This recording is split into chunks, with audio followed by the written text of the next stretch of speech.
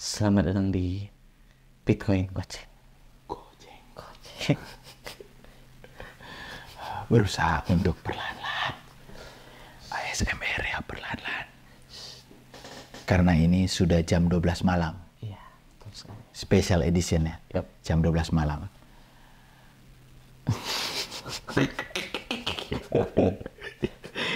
Biasa.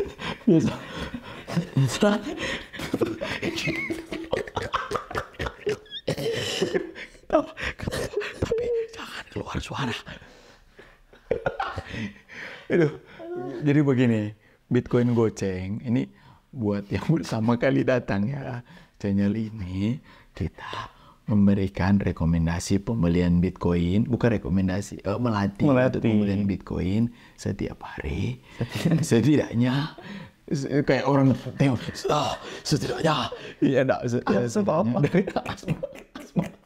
Bukan ASMR, tapi asma AMR. Setidaknya 5.000 per hari ya. Karena jangan menunda-nunda menabung. Setidaknya dimulai dari uang 5.000 rupiah. Itu yang baru pertama kali. Kalau bingung ini channel apa, mendingan Anda subscribe aja dulu dan lihat video-video kita. Apa yang kita buat ya. Nah, ini special edition jam 12 malam. Biasa aja semuanya di posting jam 12 malam, cuma karena schedule-nya jam 12 malam artinya ada pergantian hari. Iya. Kalau pergantian hari berarti berbicara tentang transisi. Kalau berbicara tentang transisi, nah, Bung ini berada di fase transisi usia. 17 tahun sekarang dia. Artinya transisi prioritas kehidupan. Nah, kira-kira ada yang ingin Bung sampaikan? Ada dong. Tapi kayaknya mode bicara pelan-pelan ini kita ganti ke mode normal saja. Oke. Karena sudah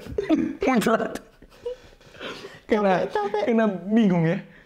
Ada tiba-tiba jadi YouTuber horor. Aduh. Oke, kembali ke daging. Gimana nih cerita santai tentang transisi masa muda. Transisi masa muda. Ya, ini masa-masa apa ya? Mungkin ini kalau di dalam kripto kayak lagi masa-masa retest. Oke. Antara mau naik atau turun. Atau masa-masa konsolidasi. Iya, betul. Jadi market tuh bingung ini. Iya. Oke. Kalau dalam kehidupan nyata, kenapa? By the way, dia 17 tahun. Saya 17 tahun, saya lahir di Manado, tahun 2007, tanggal 5 Februari. Ya. Oke, saya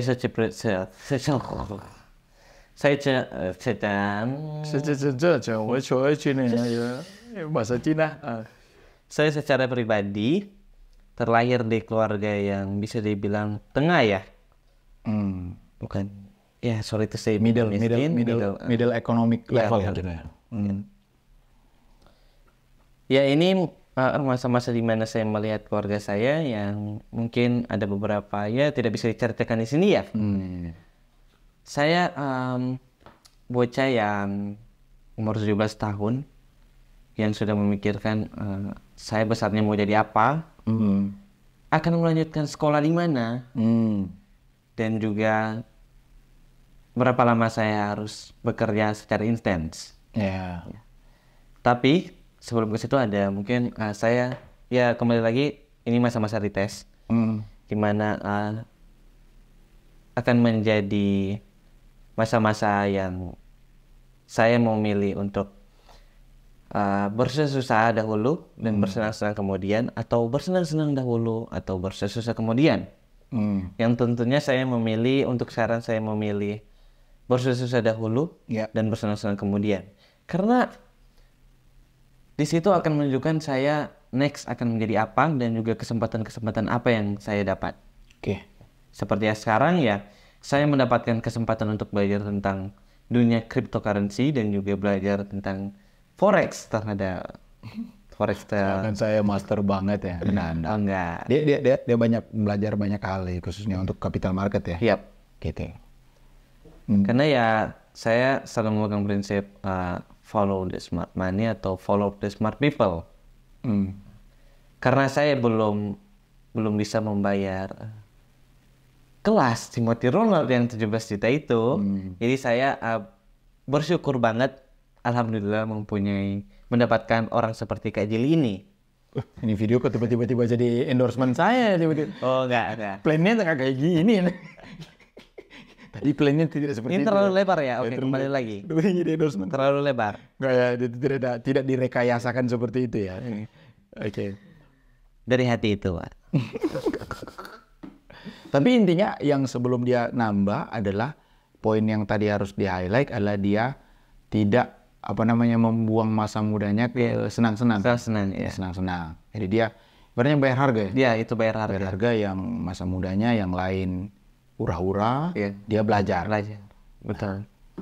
Karena saya posisinya ya seperti yang dikatakan Timothy Ronald, kalau misalnya masih miskin berarti masih goblok. Karena tadi bilang ketemu orang pintar, bisa jadi teman-teman muraf ketemu juga orang-orang yang bisa mementor, pintar, tapi mereka tidak mau menggunakan timing itu. Ya kan? Iya. Bisa jadi. Bisa jadi. Tadi dia bilang keluarga ekonominya di middle. Ada yang bisa keluarga lebih kaya. Iya. Betul nggak? Iya, betul. Iya. Jadi artinya yang di poin pertama sebelum dia lanjut, dia itu memaksimalkan apa yang dia punya sekarang, bayar harga di masa muda, dan itulah yang dia ceritakan tadi.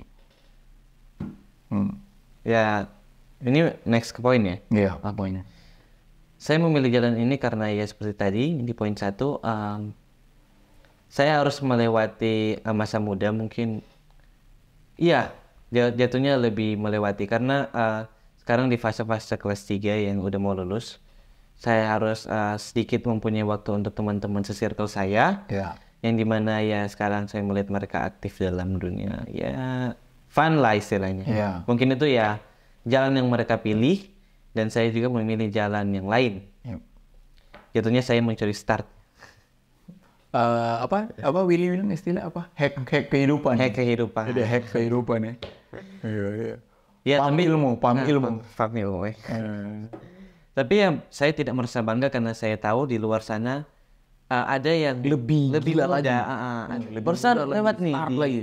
FYP TikTok saya. Oh ya? Ada yang umur 16 tahun bisa bahkan sama-sama paham tentang itu apa itu coding, apa itu. Oh iya, perlu diketahui dulu subscriber yang belum kenal Rafa. Rafa ini sekolah dan jurusan yang diambil adalah rekayasa perangkat lunak. Ke IT software engineer. Itu sekolah yang diambil ya. Karena ya kita harus melek terhadap teknologi, perkembangan teknologi ya. Iya. Dan tadi yang dia bilang anak usia berapa? 16 tahun. 16 tahun. Adik kelas berarti? Adik kelas. Udah paham paham. Ya, saya tidak membanggakan diri, tapi setidaknya saya menjadi salah satu dari mereka.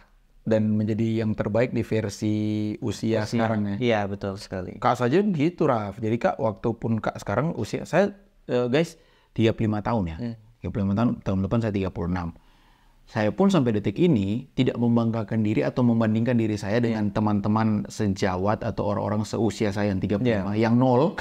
Kehidupannya 35 tahun kok gitu-gitu aja gitu, tidak ada apa secara kehidupan ekonomi, minta maaf ya, secara ekonomi, secara skill di bawah saya nggak membandingkan saya dengan mereka.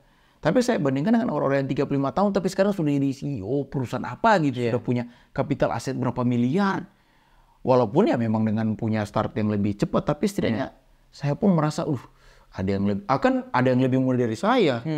Timothy misalnya, orang yang kelima sadar lebih muda dari saya, sudah bisa luar biasa seperti itu. Jadi ini menjadi motivasi buat kalian usia berapa sekarang dan sudah sejauh mana yang kalian buat, ya kan?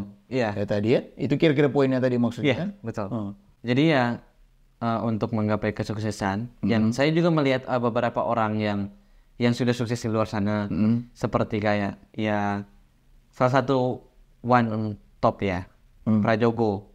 Oh iya. Oke. Dia bahkan putus sekolah, Pak. Saya melihat bahwa dia putus sekolah di SMP. Itu mungkin ya itu ada beberapa masalah yang dihadapi dan masalah ekonomi dan lain-lain ya, kompleks sekali. Kompleks. Itu saya melihat bahwa masa SMP loh, dia sekarang bisa menjadi orang kaya. Iya.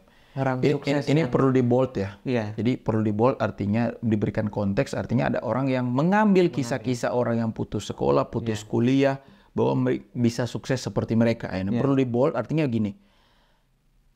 Mereka terjadi seperti itu dikarenakan sebuah momentum yang terjadi dalam kehidupan mereka. Yang mengakibatkan mereka akhirnya terjadi seperti itu.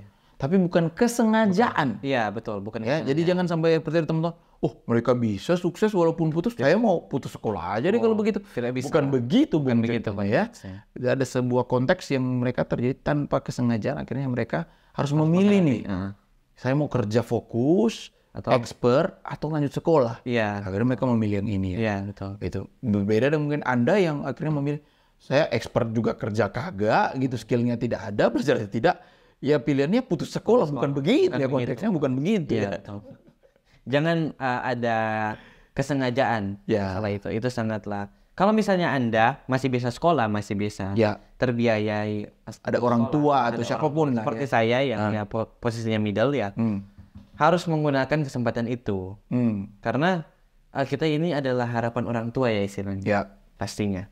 Orang tua mengharapkan Anda untuk menjadi seorang anak yang sukses. Bisa diharapkan di masa depan. Sangat-sangat karena akan melanjutkan keluarga. Mungkin ya, who knows, umur kalian seperti saya 17 tahun, yang tidak memikirkan, harus sukses. Nah, mungkin sekarang kalian masih menikmati harta orang tua. Siapa tahu besok ataupun bulan depan orang tua Anda udah putus penghasilan, itu belibet lagi ya. Saya memikirkan hal seperti itu. Yang dimana harus mengantisipasi dengan cara yang membayar harga untuk menjadi orang yang sukses. Salah satunya adalah jarang mempunyai waktu untuk bersama teman-teman ya, untuk bisa menghadapi masa-masa fun. Sejujurnya ya udah bosan aja sih menghadapi masa-masa fun itu. Tahun dimana COVID, saya membuang waktu saya, sangat membuang waktu saya, dan juga main game pasti. Iya, main game pasti dong. Sampai bungkuk ya seperti ini, waduh. Belum lagi ada anak-anak yang matanya rusak. Ada mungkin situ akan terjadi ya, kembali lagi ada suatu momentum di mana harus setiap kita manusia ada momentum untuk di mana memilih jalan. Turning point. Iya, turning point. Ada bahkan anak-anak yang di masa COVID, saya lihat nih. Ada anak-anak yang seumuran saya di masa COVID itu menghasilkan jutaan rupiah. Tapi saya tidak menghasilkan apa-apa, Kak. Karena saya tidak memilih jalan itu. Ya. Malah menjadi orang-orang konsumtif. Iya, betul. Dan sekarang ya saya memilih untuk menjadi orang yang sukses, yang harus membayar harga untuk menjadi ke arah situ ya. Kalian bisa kembali di video ini ya. Video ini di tag sekarang tanggal berapa ini? Tanggal berapa nih? Tanggal 29 April 2024. Ya, tanggal 29 April 2024 kalian bisa kembali di video ini. Di 5 sampai 10 tahun atau 1 tahun atau berapa tahun lah, kembalilah di video di tanggal ini, cari di channel kami channel kami, video tentang ini, judulnya apa ya, ditulis ya judul ini supaya ntar nanti mereka cari gampang. Pilihan hidup. Iya, pilihan hidup. Pilihan hidup. Iya. Pilihan hidup. Pilihan hidup di 17 tahun. Iya, karena itu di usia. Judulnya itu ya. Pilihan hidup di usia 17 tahun. Ingat baik-baik ya. Jadi masuk ke channel kami, kalau udah lupa atau apa, cari video ini. Pilihan hidup di usia 17 tahun. Nanti kalian bisa melihat, karena sebenarnya tidak ada kata terlambat untuk apapun. Iya, sebenarnya. Seperti memulai channel ini, di mana kita memulai dari nol ya. Terus sekarang subscribernya udah 1000 subscriber. Pertanda video ini dibuat sudah 1000 subscriber. Sekalian kita berterima kasih buat orang yang sudah subscribe. Tapi terlepas daripada itu, rasa terima kasih kita, rasa juga kita ingin mengajak kalian bahwa tidak ada kata terlambat. Saya secara pribadi pun tidak merasa ini terlambat. Mempelajari apapun, Web3, blockchain, bagaimana ke depannya nanti akan berubah ke metaverse, ya AI, apapun itu. Jangan pernah kata, saya sudah tua, sudah cukup. Yang muda aja masih merasa terlambat. Apalagi kita. Jadi jangan pernah ada kata terlambat. Ya terlambat sudah pasti terlambat. Tapi apa yang mau dibuat setelah terlambat?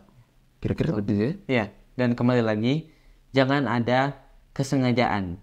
Jika kalian sudah menonton video ini bahwa kalian pasti sudah tahu dan pasti mendengarkan. Ya pasti dong. Statement paling banyak yang didapati itu, Raf, adalah playing victim. Oh, saya begini karena inilah, karena itu, karena orang tua begini. Itu paling banyak itu. Iya. Paling banyak. Karena orang tua inilah itu.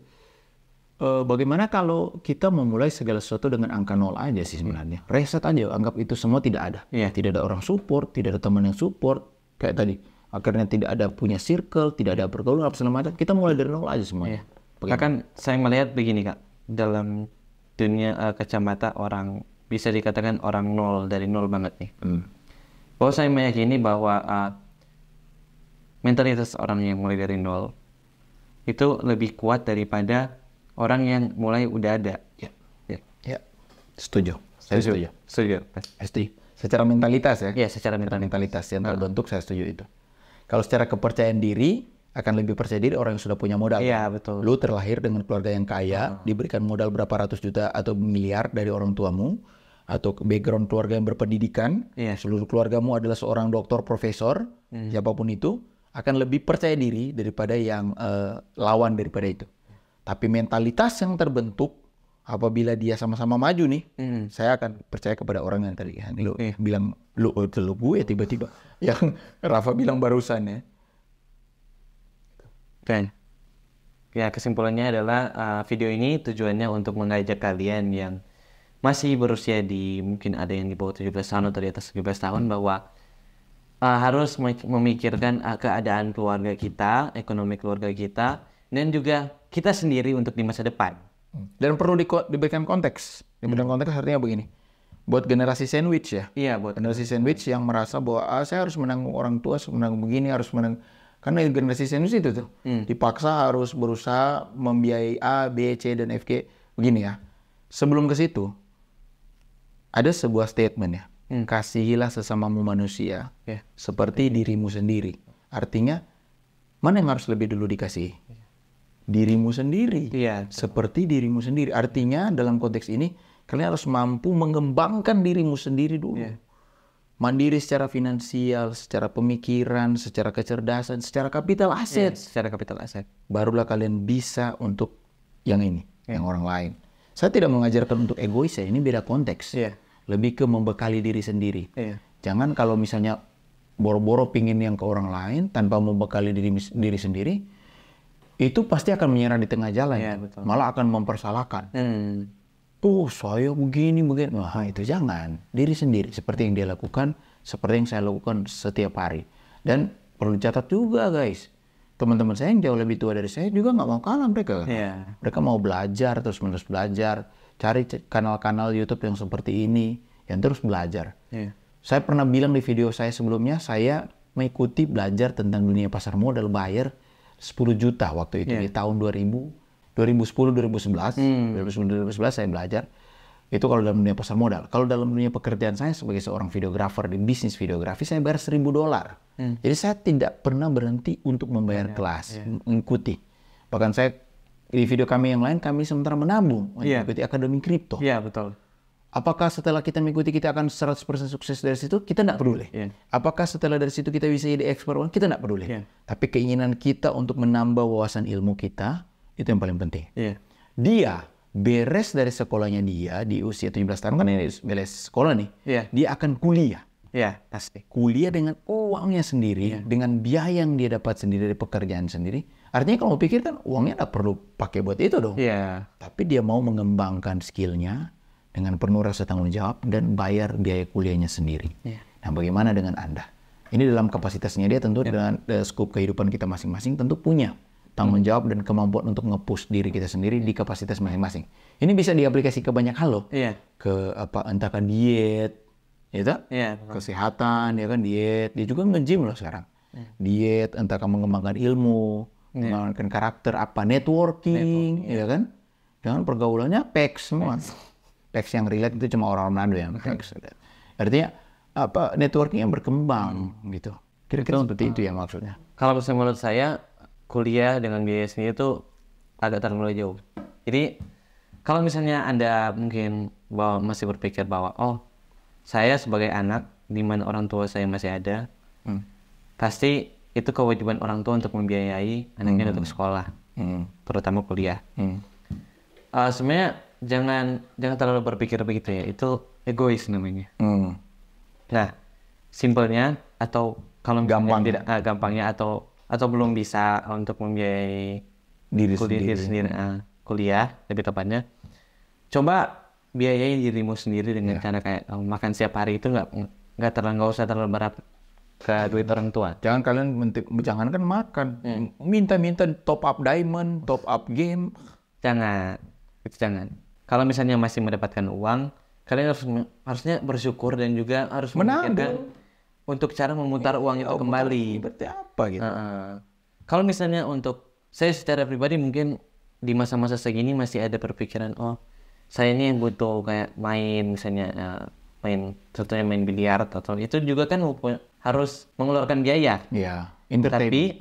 Tapi posisinya sekarang saya lebih memikirkan 2 kali. Kalau memang betul-betul ada lebihnya banget, ya oke. Tapi kalau belum nggak usah. Jangan dipaksa. Itu jatuhnya kalau misalnya lagi belum ada terus dipaksa, jatuhnya gengsi sih. Malah ada yang lebih parah loh. Apa tuh? Mereka rela pinjam duit. Waduh. Ada realita itu pinjam duit di orang lain hanya demi memuaskan hal-hal yang menunjukkan bahwa mereka eksis di sebuah pergaulan-pergaulan atau kasta-kasta entertainment tertentu gitu. Wah, itu parah tuh, rusak. Ya. Oke. Jadi singkat cerita dari video ini, kesimpulannya adalah di masa transisi kehidupan atau di masa kalian transisi mempelajari ilmu apapun, keilmuan apapun, mohon lebih cerdas, lebih tenang dalam memikirkan banyak hal. Ini bisa diaplikasikan di dunia cryptocurrency. Kalau kalian sementara memilih mentor atau memilih YouTuber mana yang kalian pelajari, pikirkan dengan baik. Jangan ada yang instan, pada ujungnya menuju maut ya. Dan kita berusaha mencoba membekali kalian semua dengan literasi yang tepat. Teknikal, fundamental, dan mindset yang lebih bagus. Demikian dari kita untuk video ini. Semoga video ini berguna ya. Semoga video berguna. Dan tetap semangat untuk menggapai kesuksesan. Saya secara pribadi ya harus dikuatkan dengan mindset yang tetap menonton video-video yang membuat mindset kalian berkembang ya. Apalagi ya kalau kalian sekarang di Gen Z kayak permasalahan mental health. Itu paling banyak loh Gen Z. Problem terbesar Gen Z kayaknya ya. Mental health. Seperti yang sudah dibahas oleh Timothy Ronaldo tentang mental health ya. Nah, Timothy bahas tentang itu juga. Pernah dulu dia bahas mental health. Bulan itu. Berarti gini ya, intinya kalian harus perbanyak nonton video yang memberikan kalian motivasi diri. Jangan terlalu cepat kayak ala bullshit ala. Jangan. Nah,